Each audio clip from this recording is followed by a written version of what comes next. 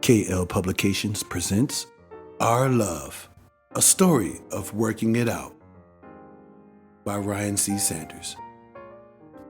As Claire sat by the window in her cozy sunlit kitchen, she swirled her tea absent-mindedly, staring out at the autumn leaves falling softly to the ground. At 52, she had lived through her share of life's unpredictable twists and turns. She had loved before, loved deeply in fact, and had learned the hard way that love alone wasn't always enough. Across the room, her partner David sat reading quietly, his brow furrowed in concentration. They had been together for 5 years, both navigating their second major relationship after marriages that had ended, not in fiery explosion, but in quiet, neutral drifting apart. Their love was a quiet one, but it was also complicated. They had entered each other's lives with a tenderness born from experience, yet there were cracks in their communication that neither had anticipated. And as Eckhart Tolle's The Power of Now had taught Claire in the early days of their relationship, it wasn't so much the surface level issues that eroded their connection, but the subtle, often unconscious dynamic beneath, the ones rooted in their past pains and expectations. David cleared his throat, interrupting Claire's thoughts. Did you want to talk about it? Or are we going to pretend that nothing happened last night? His voice was steady but edged with frustration, and Claire knew exactly what he meant. Last night's argument started innocently enough, over dinner plans of all things, but as so often happened, it spiraled into something much bigger. Claire's hurt feelings about something David had said 3 weeks ago resurfaced, and David's frustration at feeling misunderstood once again took the lead. The dinner plans were soon forgotten, and what remained was a familiar ache between them. Taking a deep breath, Claire set down her mug. Presence, she reminded herself, be here now. I don't want to pretend, she said softly, but I don't want to just rehash the argument either. We've been going around in circles and I don't know how to get us out of it. David put his book aside, looking at her with a mix of love and aspiration. Neither do I, Claire. That's the thing. Every time we try to communicate, it's like we're speaking two different languages. I love you, but I feel like I can never get it right. Claire nodded, the knot in her chest tightening. She knew he wasn't wrong, and that made it harder to respond. It wasn't that they didn't love each other deeply. They did. But love, as they were both learning, wasn't a solution to the challenges that cropped up. It was the foundation from which they needed to work, not the cure-all. Do you remember what we read from The Power of Now last month? Claire asked quietly, her voice soft but urgent. Tolle talks about how the mind creates these stories rooted in the past that we carry into the present moment. And they block us from really seeing each other. I think that's what we're doing here, David. I keep dragging in old hurts, and you keep feeling like you have to defend yourself against things that aren't happening right now. David sighed. He had always admired Claire's wisdom, her ability to look beneath the surface. It's part of what drew him to her in the first place. But even her insights could sometimes feel like another layer of complexity, something else he had to figure out. You're probably right, he admitted. But how do we stop doing that? How do we stay in the present when all of our unresolved stuff keeps coming up? For a moment, they sat in silence, both staring at the space between them. It wasn't a comfortable silence, but it wasn't hostile either. It was a kind of silence that asked for something deeper, something more vulnerable. I think it starts with acknowledging what we're really feeling, Claire said finally.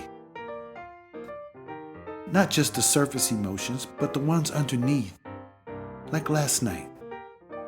I wasn't just upset about the dinner plans. I was feeling insecure because I've been stressed at work, and I didn't even feel like you've noticed. And instead of just saying that, I got defensive. David looked at her, his gaze softening. I didn't notice, he admitted, and I should have. But I wasn't ignoring you on purpose. I've been worried about my own stuff too. And I didn't want to burden you with it. There it is, Claire said, smiling gently. We both retreat into our own worlds when we're feeling vulnerable. That's what Tolle talks about, the mind creating separation. But we don't have to stay there. David reached across the table, taking her hand in his. So what do we do instead? We stay present, Claire said simply. We stop dragging the past into every conversation. We don't assume that the other person is trying to hurt us, and we just communicate. Not just about the logistics of the day or what we're having for dinner, but about what's really going on inside. David nodded, squeezing her hand. I can do that, he said. Though a little hint of uncertainty lingered in his voice. We both can, Claire assured him. But we have to be intentional. We can't just coast through this relationship the way we did in the past. I think we've learned that already. As the days turned into weeks, Claire and David began to practice what they had discussed. They made it a habit to check in with each other. Not just about mundane details of life, but about the emotional undercurrents that often we don't even speak about. Claire found herself practicing mindfulness throughout the day, paying attention to her thoughts and recognizing when she was carrying like old grievances into her new conversations. David too became more conscious of his reactions. When he felt frustration bubbling up, he would pause, take a breath, and remind himself that Claire wasn't his enemy. She was his partner, his equal, and she deserved the same patience and understanding that he expected from her. It wasn't always easy. Old habits die hard. And there were times when they slipped back into their familiar patterns, but each time they caught themselves more quickly. They apologized without waiting for the other person to make the first move. They forgave without keeping score. One evening, as they sat together on the porch watching the sunset, David turned to Claire with his thoughtful expressions. You know, I used to think that love was enough, he said. That if you had loved someone, everything else would just fall into place. But I've realized that love is only the beginning. What really keeps a relationship strong is communication. Real communication. Not just words, but listening. Truly hearing each other. Claire smiled, with her heart swelling with affection. That's what I've been learning too. Love is beautiful, but it's not static. It grows and changes, and it requires us to grow and change with it.